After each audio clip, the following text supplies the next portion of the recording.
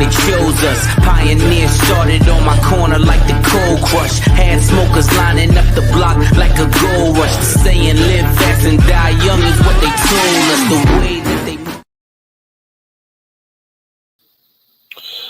What's up, YouTube? It's Artisan MC, and today you will only see my hands because I'm doing an unboxing of Magic the Gathering's Innistrad Crimson Vow. Now, this is my bundled fat pack. I still use the old terminology, but this is my fat pack on these cards. And I will say, for me, I haven't gotten to play Magic the Gathering in a while since the pandemic, and I miss it. It's one of my favorite tabletop games to play, and I like the collecting aspect of it with the cards, but I also like the deceptive way that the cards teach you a lot of things that are easy to teach to children and get them to learn to play the game. And basically, you can play this game all the way up from, I'd say 8, maybe even down to 5, if you can get them to maintain. But up to 5 until later age, because the game will evolve with your age. So this is the new set that just came out November 19th, last Friday. And my son, shout out to DX, he actually hit me to it because I had been out of the loop on what was going on with Magic. So he told me about it. I looked it up and bought him a box and bought myself a bundle pack of this because I always like getting these boxes. And it's of a set that I like, which comes from plane that I like, which is Innistrad, which is a plane of vampires, werewolves, zombies, and stuff like that. So if you think Halloween Town or all the creatures that go bump in the night, this is what Innistrad is famous for. And I love this plane. I love this set. One of my favorite planeswalkers, Soren Markov, comes from here, who is a vampire lord, black vampire lord. And in this set, you get, I believe, is Soren's grandfather, the first Markov, who is a red vampire, which if you play Magic the Gathering, you'll understand red is really aggro, really aggressive. And a red vampire is awesome. That's even more fun. So I'm going to open this pack. I already took the plastic off of it, but I haven't opened anything. So if you're new to Magic and you want to just get in and get off and running with this, spend the $45 and buy yourself a bundle pack. I still call them fat packs because that's what they were called. They've been called forever. I don't know who got into the whole box shaming of this and needing to call it a bundle pack and not a fat pack. But be that as it may, it is a good bargain for $45 because what you get in this box is as shown. For one, you get a spin down counter. And they've done a better job with these to where they make them unique to each set.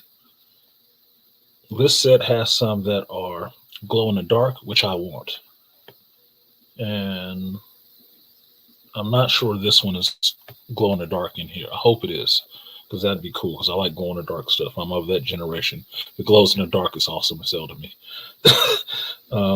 You get 20 lands, which is the power source for playing Magic the Gathering cards, which powers the cards so you can do what you need to do. It gives you 20 of them right off the bat. Inside the pack, you have 8 packs of boosters, 15 cards in each pack. That is a good smattering of cards to build a deck for yourself out of this box, just out of those cards. And if not, it's a good start. But if you do 2 color decks, meaning one color and another color, say blue and red, or excuse me, black and red being Innistrad, you can build you a deck out of here, and you have the land enough to put it into the deck so you can run that deck right out of this box. You also get 1 rare card right off the bat, which is usually useful. Can be, cannot be, it depends. And you also get a collectible box. Now, the collectible box works for you to hold your cards and start building up your stash of magic cards. Because if you play magic long enough, you will have a shitload of cards. It is not uncommon for a magic player to have a bunch of cards. You should have a bunch of cards because it gives you options and lets you, if you're into deck building like I am, it gives you a lot of options on how to build your decks. So I'm going to go ahead and slide this out and show you what's in it. This is only like my second or third unboxing video. I just thought it'd be fun because I don't think a lot of people do Magic the Gathering. Now, the whole theme of this set with the Crimson Vow is that I guess some of these vampire nobles on Innistrad are getting married. And so the first thing that comes out of the box, you might not be seeing that, too much light on it. There we go. It's a RSVP to say if you're coming. Now, it's pretty funny because it says, yes, thank you for the honor. Yes, you are most benevolent. Yes, even if the world were ending. Yes, and I will be bringing a guest. Yes, and I will be eating said guest. I plan on drinking blank pints. I would like the following entree: bulls, chickens, fish, humans. Which is hilarious. Preferred blood type A, B, AB, O. That's pretty freaking hilarious to me. I'm sorry, the screen is there we go. Now you can see it.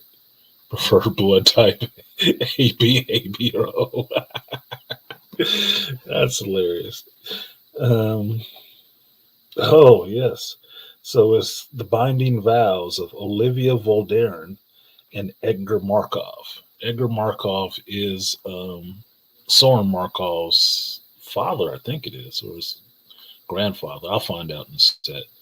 But Olivia Voldaren is one of these other vampire lords in the realm of Innistrad from history. So she's a powerful vampire in and of herself without having the Planeswalker spark ignited in her. So I'm looking forward to this set. Yeah, red, white. I do like my vampires. One of the other things that happens in this set is inside of the wraparounds for the bundle packs, there is art. So if you open this up, which I will not do, but if you open this here, you can see inside there is a whole image inside of this. This thing unfolds into a nice card art image. And if you look in there, this is Olivia. Yeah, that's Olivia right there with some bloody hands. I might have to look online and see what this whole picture looks like stretched out, because I'm not opening this. I never do. I know there's a picture in there, but I'm not opening it because I like it the way it is. I keep it later on to keep wrapping up my boxes. Other thing you get in this is basically it's like an empty dice container, right? So it's just a box that you can put other cards, spin down counters, dice, whatever else you use for playing Magic, which you can use in here and keep it contained and collected. I usually just save these because I use the box and dice bags because I'm old school like that. Now, the other thing you get is the collector's box with Olivia on the front of it. Planeswalker symbol on the other side, which if you see me wear my Magic the Gathering shirt, you'll always see that on there. And it's a nice slipcover box to actually hold your cards and everything in. And it's a pretty sturdy box. That's why I like getting these, because it gives you something to collect the cards for this set in it. So once they came out with these, all the cards that I got for that set would go into this box. Anything that didn't fit into this box would actually end up being extra cards, and I would give them, trade them away or whatever, because that's what you can do with Magic. It's a trading card game, which means you can trade some of this stuff away for better cards and make a better deck. Just how it works. In the box, you get the little sliding card box and my spin down counter. This is an oversized spin down counter. And the reason why in Magic they call it a spin down counter is because it is a D20, but on a regular D20, this would be the 20, the opposite side would be the 1, somewhere over here would be 2, 3, or whatever, right? On a spin down counter, it goes around in a circle. So when you're using it to mark your life, you don't have to flip it over and over to look for the next number on the opposite side. You just constantly keep spinning it down. So you only have to roll it once. You don't have to, you don't have to do all that. All right. So this one looks cool. I'm hoping. It's kind of like you can see through it. And fuck. It's not glow in the dark. It's cool. Kind of a marble red color, so you can see through it a little bit, which is cool. I like the enlarged spin down counters, but I did want one that was glow in the dark. So not as happy about that. My son did get a glow in the dark spin down counter, so I'm kind of jelly now. So in this pack you get this one. This pack you get your 20 lands. Get your 20 lands. This one being the White Plains. I'm not going to open these. I never open these packs because they're just basic lands. I usually get lands from somewhere else, usually from the shop. So that's there. Then you have the advertisements, which is good, which is telling you how to play the game. Basically, it doesn't take much to learn, but it teaches you the different formats of the game that you could do in competition, be it standard, booster, draft, or whatever, explaining the terminology. And then what you're supposed to do on your turn. This is how to play the freaking game. That's it. That's it. That's all the instructions on how to play the game. On one card. 1, 2, 3, 4, 5 steps. And sub-steps within those steps. That's it. That's the whole game. That's it. All you have to do is do that. It's very freaking easy to learn how to play really quickly. It's the popularity of it. And then terminology for how to cast a spell, what a casting cost is, how you read the stuff on the card. And then turn it over, what it means to attack and block, and the etiquette that you're supposed to use in turning your cards so the other player understands what you're actually doing, which younger players are missing out on. Yep. Then you have another pack of cards, which I probably will open because these are special cards. Pack of foil cards. Foil cards in Magic are something that's important in a sense that they end up being more valuable. It's one thing to have this, say, this card here, which is, what is this? Sigrid's Summon. It's an enchantment.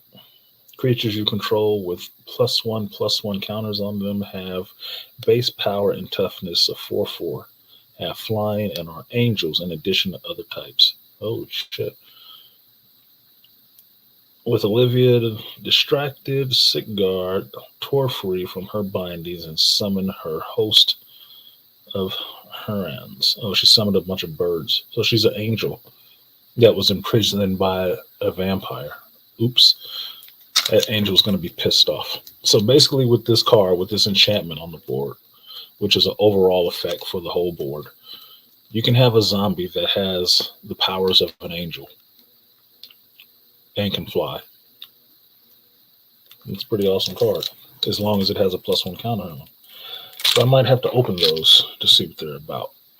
But the piece de resistance, the main part of this whole box and stuff, is this. The opening of the booster packs. Now, booster packs are fun They can run you about $5 a piece on a regular set. On some of the master edition sets, they're about $12 a piece. But it's usually always 15 cards. So you get so many regulars, so many uncommons, so many rares, and mythic rares possible in the deck. You also usually always get a land, something like that, right? A basic land. This is a part that makes Magic the most fun to play and open, because this part of the game is like Christmas. You never know what's in these packs. You don't. You might know how many cards are in this set altogether, say 256 cards in the set, but you don't know which 256 cards are in these packages when you open them. And that's kind of the fun of Magic, is buying these cards and opening these packs and getting to see what is actually in them if you get that rare card, because it's always a surprise. You never know what's in these things, right? So for me, my first pack, I always try to open pretty gingerly to save the pack, in a sense. I got my hurt thumb, so it's making it a little hard to actually grip. So this pack might not be the one that I save and don't rip to pieces. I do it mostly just to save one of the cards, because I usually like the art on the back of the packaging. But, oh, this is different. But there it is. That's one pack. So maybe that's the pack that I keep, because I didn't just tear it open. Now I'll put that away for later. Now this is all going to be pretty much new for me, because I don't know what's in this set. One of the things I used to buy bundle packs for was because they included a booklet that had a checklist, pictures of all the cards in the set, and story on the lore of what's going on in this world and what's going on with the set and the story, this part of the story. It's like catching up with old friends or new friends that you're meeting. You're getting the lore to immerse you in this world of what's going on in this world at this time that you're joining. So they don't do that anymore, which is unfortunate, because that was a function of, that was one of the things that made it worth buying a bundle pack outside of just the cards. So I don't know what's going on in this set outside of what my son told me, or how the set is actually set up, but I can see from opening this first pack, they have a new card in here. This is a new card, because you don't usually have a card like that in there. And it looks like some sketchy swamp scene. That's the back of the Magic cards, which has the 5 types of mana on the card: red, white, green, blue, black. And let's see what I got in here. Oops, I already saw I got a foil. Ooh. Is this a land? So what is this? Forest Pig Hands. Crimson Dawn Art Series. 81 of 81. Okay, so this is an art series card that I heard my son mention, because that's what it says on the back. Damn the camera. That little light on the monitor. You can't see it. About now, let's see. Turn the light back on. See if that helps any. No, it doesn't. No, it's not helping at all. This might be hard because some of the stuff is really reflective. But what it says on this is Innistrad Crimson Vow Art Series, Forest Pig Hands, 81 of 81. So I have the last card in this set of art cards. This is the 81st out of 81 art cards. It doesn't look too bad. It looks pretty cool. Black and white drawing. One of the things that makes Magic so entertaining is the art on the cards. All right, so that's one. Next thing that we have is a basic land. And it's a black and white land. It's a black and white art land. And it's a forest. How I know it's a forest, let me see if this works. Sorry. Better. How I know it's a land is because of this forest symbol right here, and it does say on it, it's a forest. Reading is fundamental. This is a pretty cool idea. It looks really creepy. It looks like it'll match up to this. Oh, it doesn't. Well, almost did. Sometimes they do that in Magic. They'll have cards that match up to the other one. But this is a new style of land, so I like that. Now, I'm not going to go through all of these cards. I'll probably do a pack or two, so this video is not long forever. But I'm going to look through here. It looks like I got a blue zombie, and the mechanic that they're doing now, or one of the mechanics they're using in this set, is exploit. So one of the things about Magic that makes it so easy to play, everything you need to do is simple, and everything else is just what's on the card. You only do what's on the card, and you guys can't see that. Damn it, this doesn't work with this bright monitor. Anyway, this one is a Repository Scab, which is a 3/3 zombie, blue zombie, that's that, with the ability to exploit. And exploit says, it tells you exactly what it means to exploit. When this creature enters the battlefield, you may sacrifice a creature. When Repository Scab exploits a creature, return a target instant or sorcery card from your graveyard to your hand. So it tells you exactly what it does. If he comes into play, you can sacrifice another creature. And when you do that, when you do sacrifice that creature and it goes to the graveyard, you can return a spell, an instant or a sorcery, from the graveyard to your hand. So you're basically getting a swap. So you never really lost a card from your hand. You put one down to get one back in your hand. So you still have the same number of cards in your hand. And you got to put down a bigger creature. And he costs 4 casting, which is, his casting cost is the value right up here at the top. I don't know if you can see it. It says 3, a blue water symbol, which is an island land. So 3 of any other color, 1 island land, put him out on the board and get that effect going.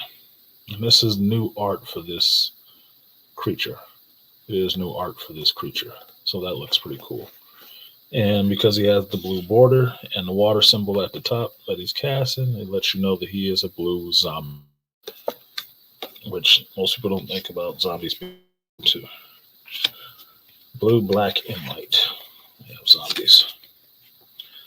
So what's this next one? This next one is a creature, a stitched assistant zombie with exploit as well. It's a 3/2 for 3. And that's how you read the card. Anybody who plays Magic reads the card that way. You end up reading the name of the card. You read the type, what it is, what creature type it is. It's a creature. That's the type. You read its attack and defense, which is its attack is 3, its defense is 2. That means when it hits something, it hits it for 3 points, but it can block 2 points. So if somebody hits him with 3 points of damage, he can only block 2 of those. The other one gets through, he's destroyed. Very simple. His casting cost is here, making him a 3 casting total, 1 water land, 2 of any other color, total of 3 casting. So he is a 3/2 for 3. A 3/2 zombie for 3. Very easy. I'm seeing a lot of blue in this hand.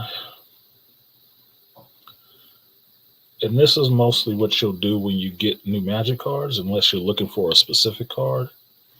You'll read the card.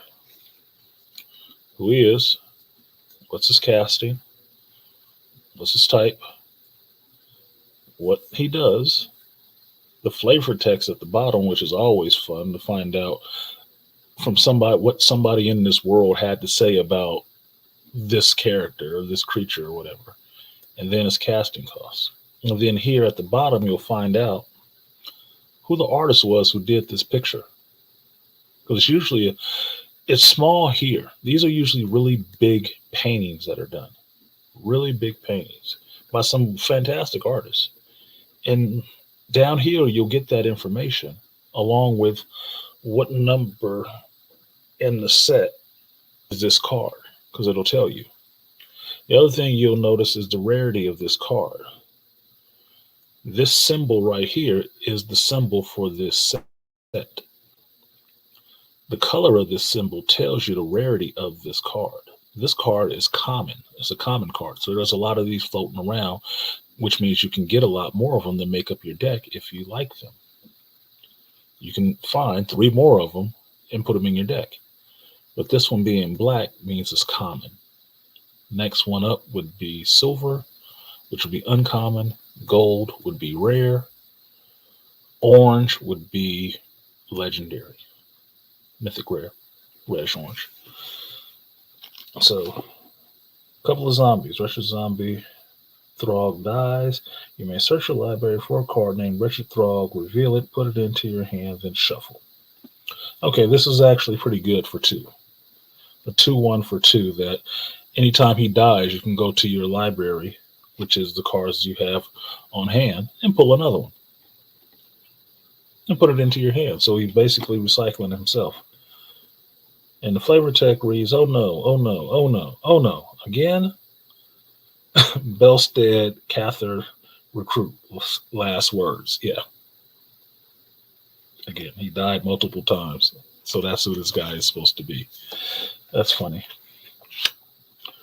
Now here we got my first white card, which is the Erstwald Shield Basher, a human soldier, a 4/2 human soldier.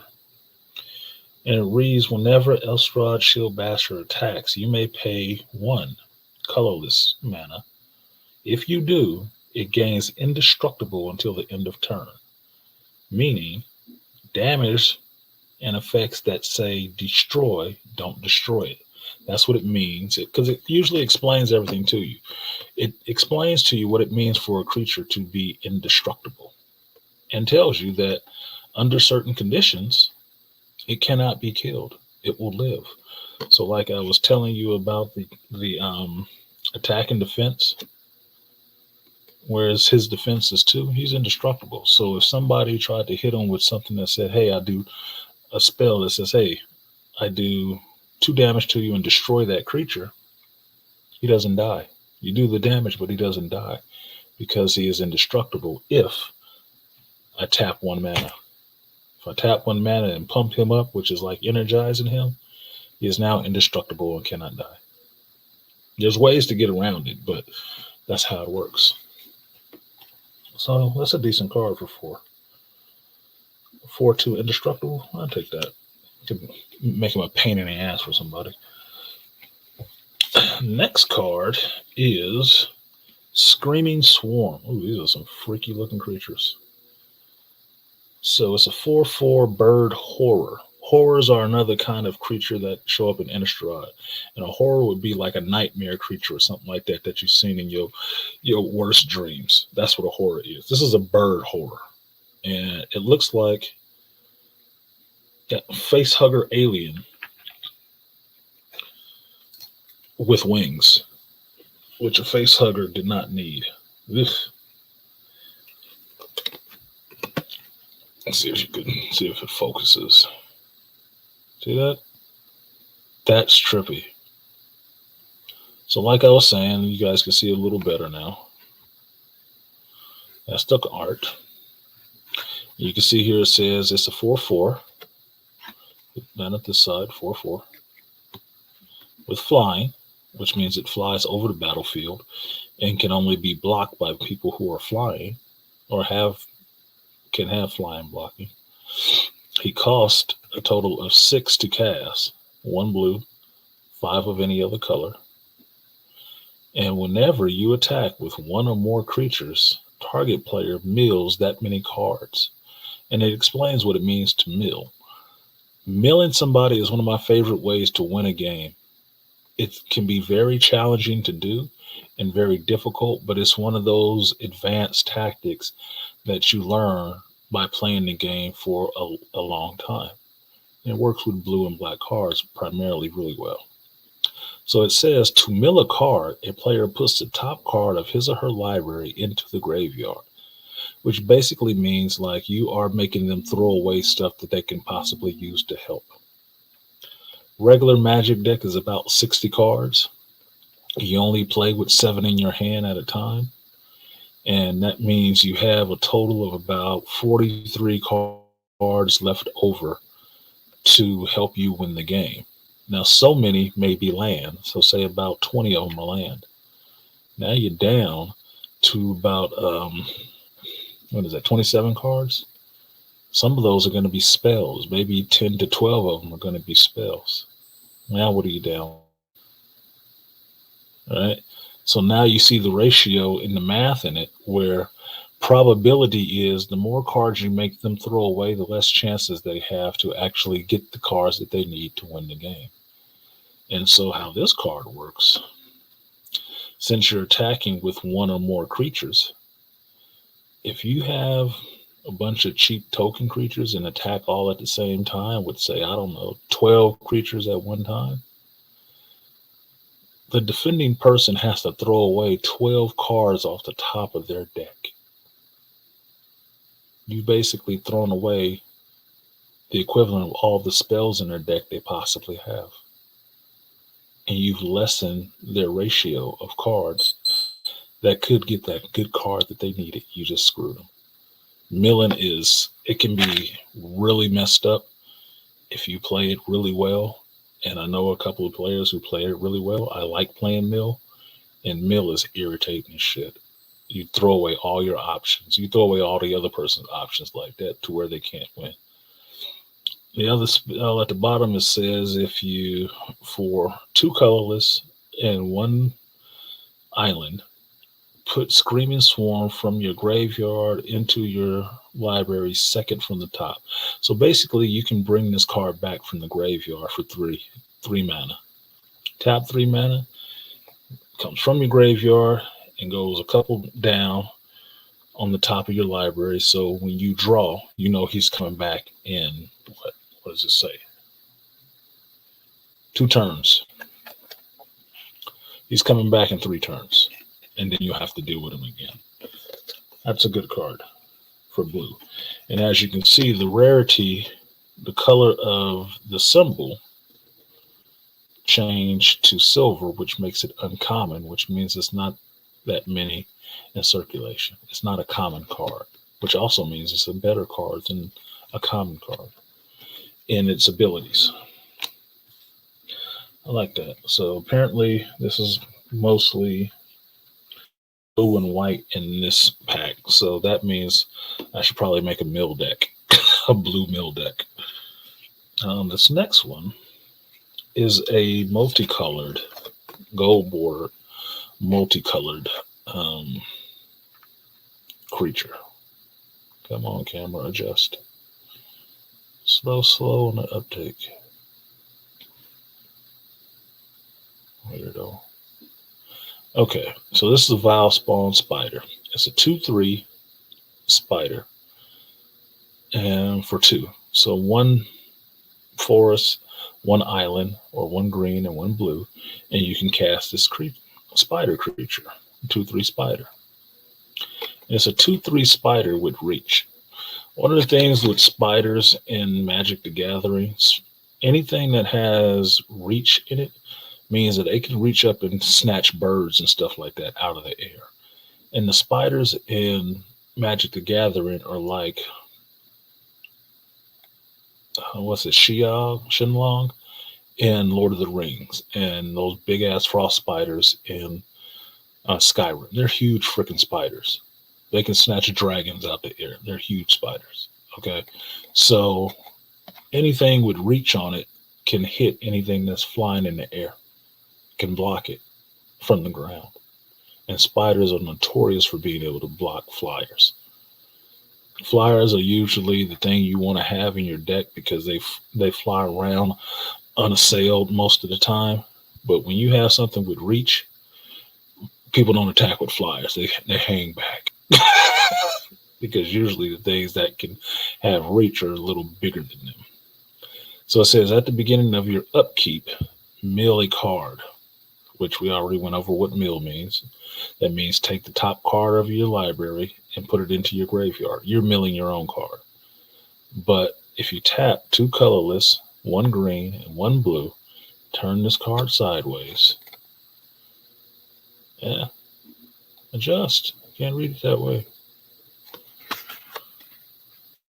Sacrifice Vile Spawn Spider. Create a 1/1 green insect creature token for each creature card in your graveyard. Holy shit.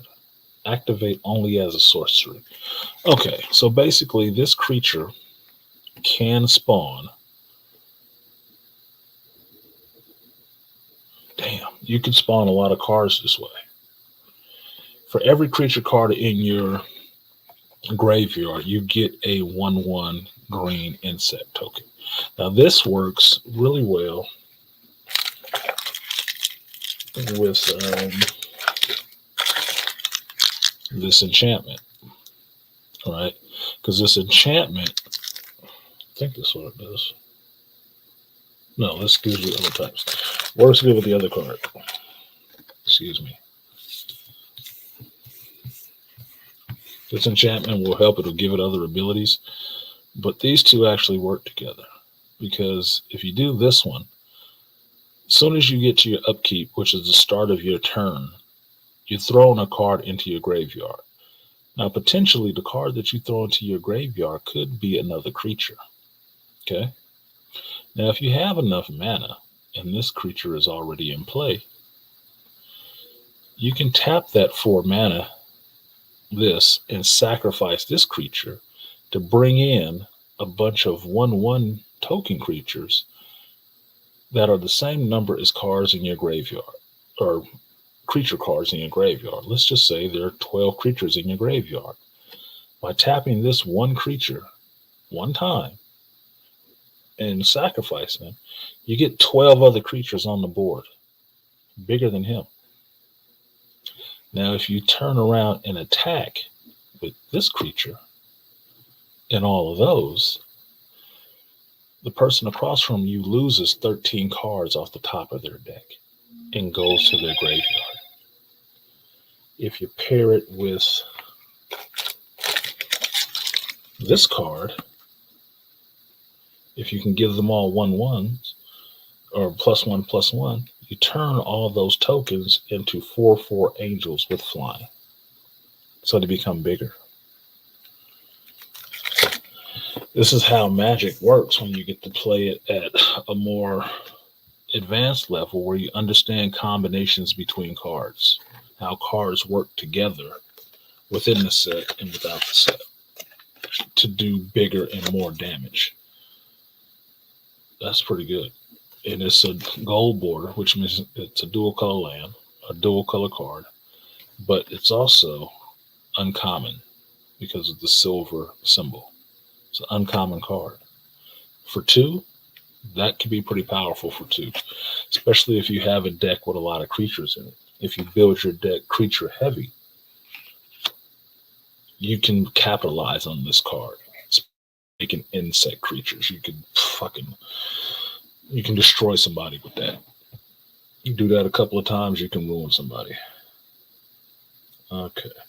Next one is a Cobbled Lancer for 1. It's a 3/3 for 1. An additional cost to cast this spell, exile a creature card from your graveyard. Exile means taking the card completely out of the game. There is your hand, there's your library, your hand, on your board, your graveyard, and exile is completely out of the game whatsoever. So those are your game zones, and exile cannot be permanent sometimes. You can work with the exile in some ways, as long as the cards tell you to work with exile, but otherwise, if something is exiled, it's gone from the game. You can forget about that shit. It's not coming back. But this one says that you have to exile a card from your graveyard. So if I cast this card for 1, something in my graveyard, a creature from my graveyard has to leave the game permanently, right? It can't be brought back from my graveyard. It's in exile. It is not coming back, which is what you want to do if folks have some really good cards. You want to put their ass in exile.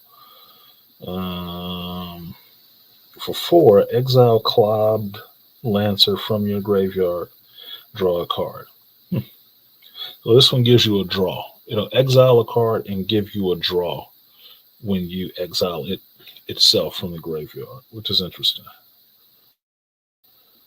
Don't worry, everyone. I hear hoofbeats. The Gathering Riders are coming to save us. And then Moorland Villager. You don't know they're not coming to save him. So that's an interesting card from 1. It works with exile. You have to use it with an exile mechanic so you can send cards away but get them back from exile, which will make it powerful. Now this card is a special card, if I'm right, because of the symbol. I'm right. So this is a Binding Geist. It's a 3/3, or excuse me, a 3/1 for 3 spirit. Whenever Binding Geist attacks target creature an opponent controls, gets -2, -0 until the end of turn. And it has the disturb mechanic.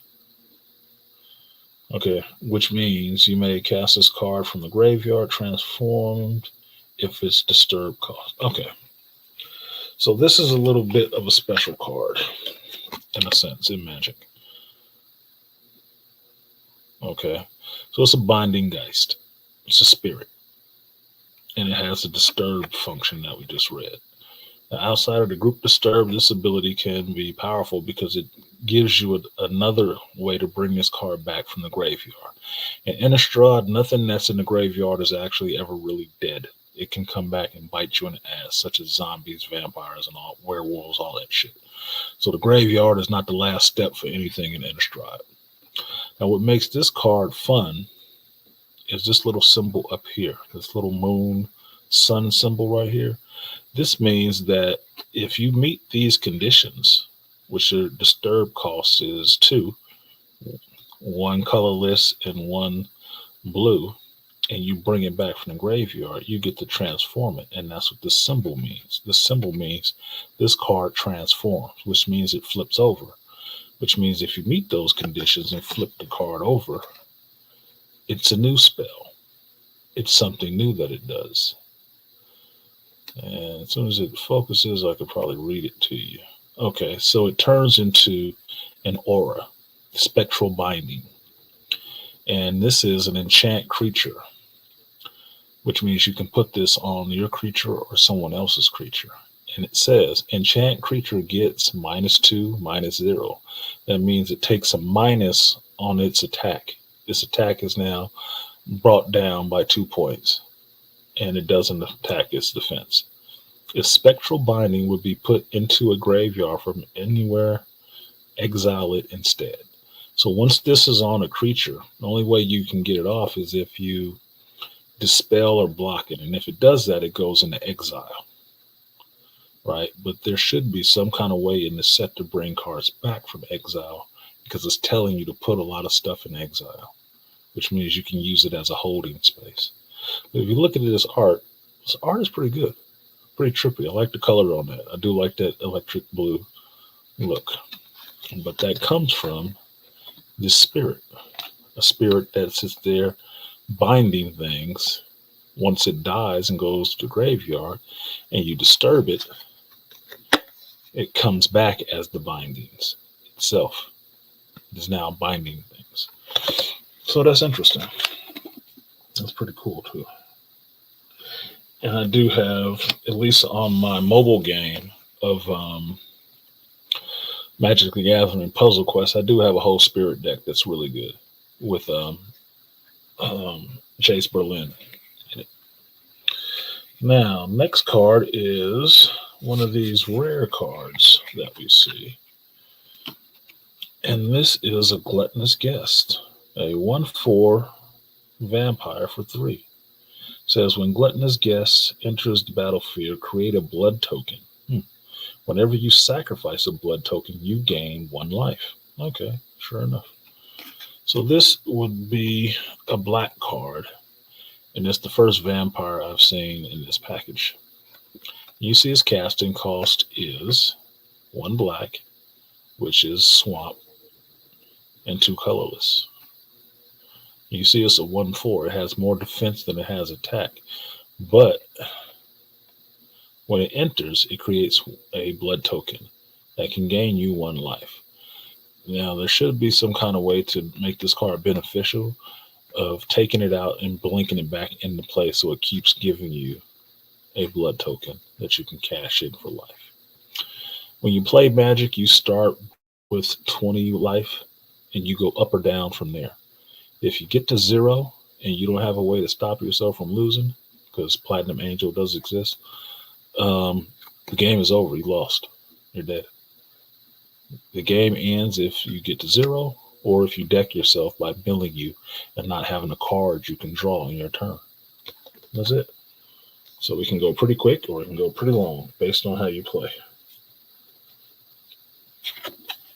So this can be a fun card.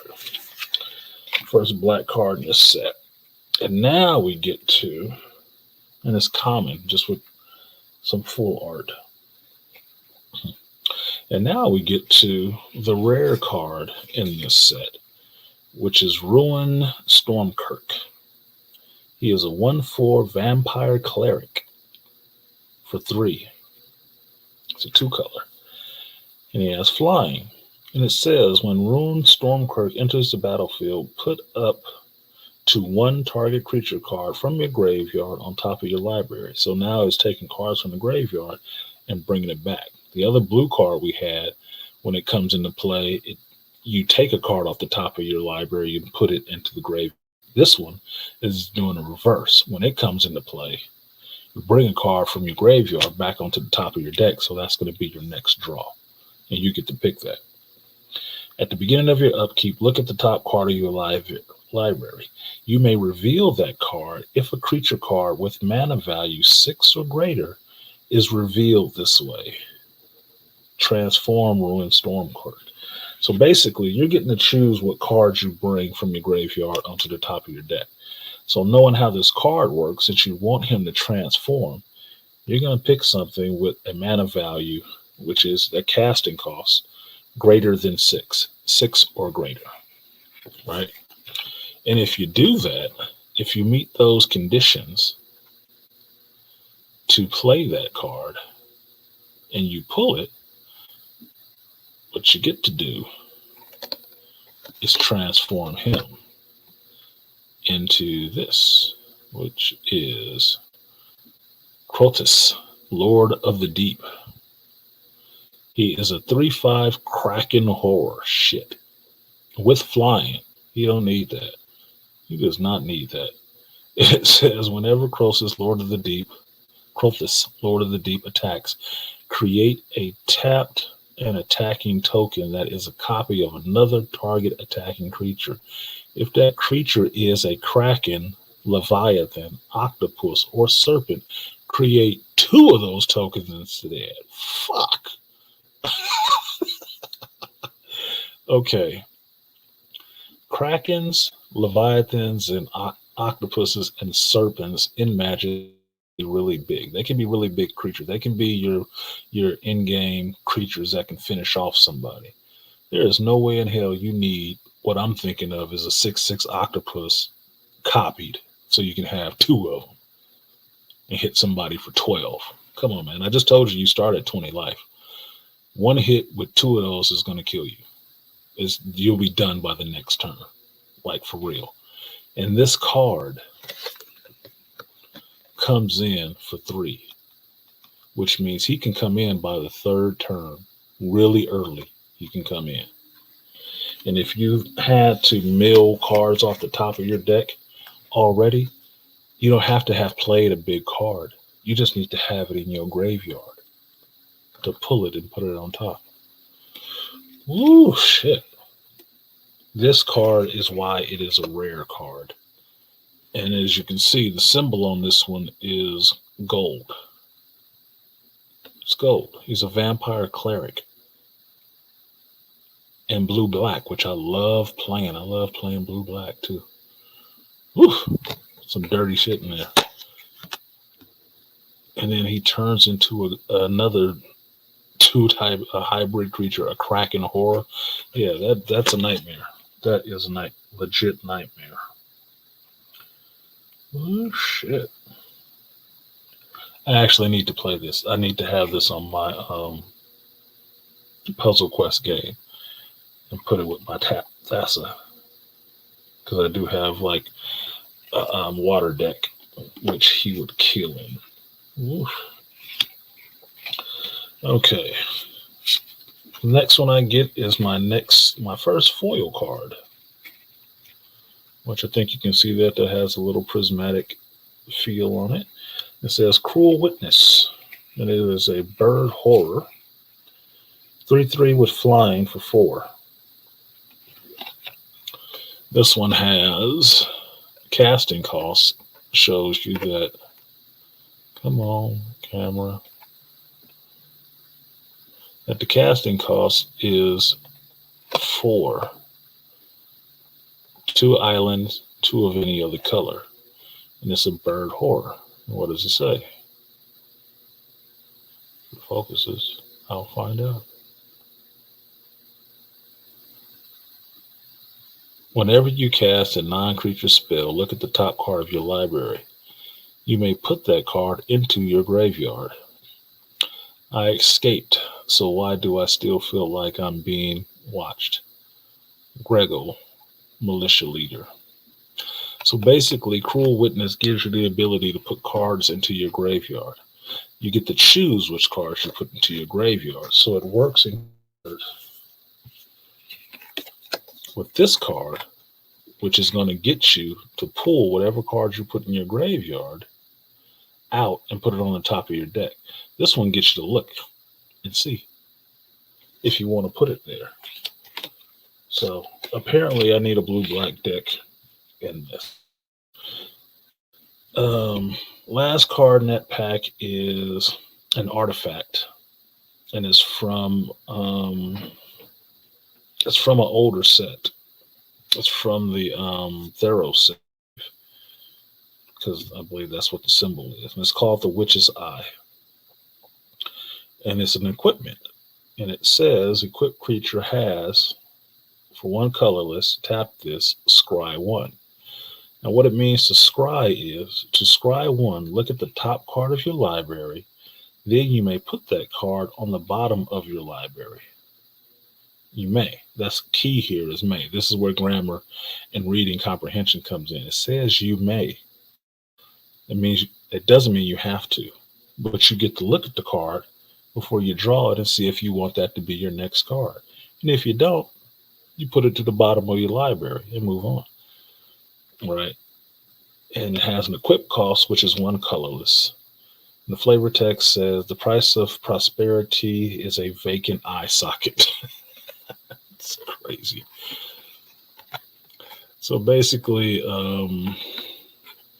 the Thero set was Greek mythology, Greek and Roman mythology. So this whole thing with the witch's eye, if you think of the 3 witches who could tell futures and portents and stuff like that in Greek mythology, that's why it's the witch's eye. They can see the future. And seeing the future in a language sense, it also means to scry, to look into. And that's what the card gives you the ability to do.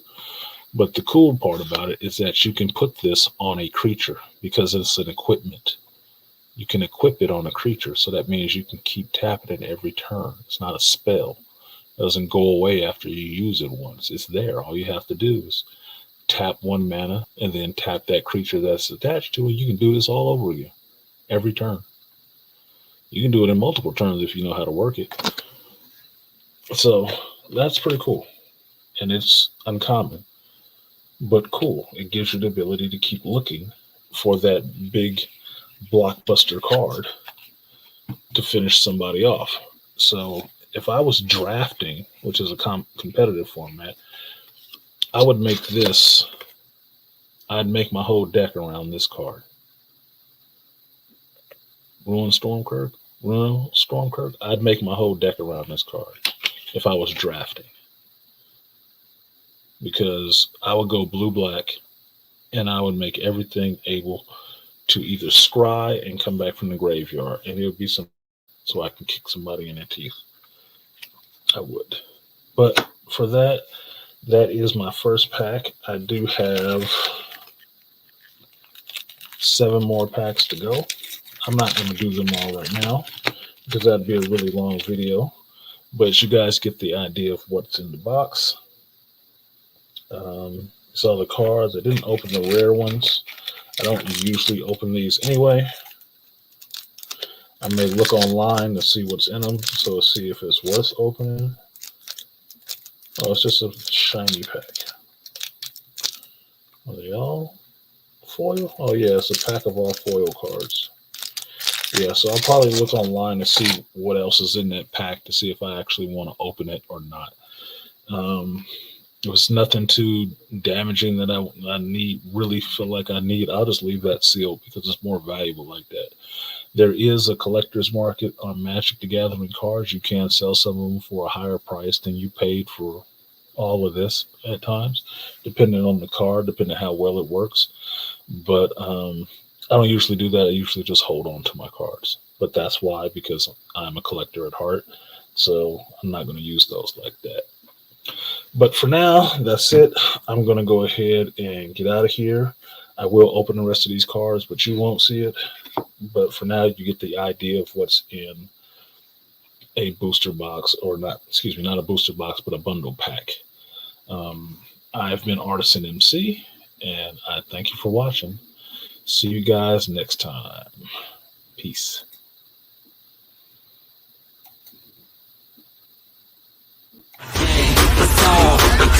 I'm bald. Yeah. I saw, I conquered, I'm bald. Yeah. Yo, we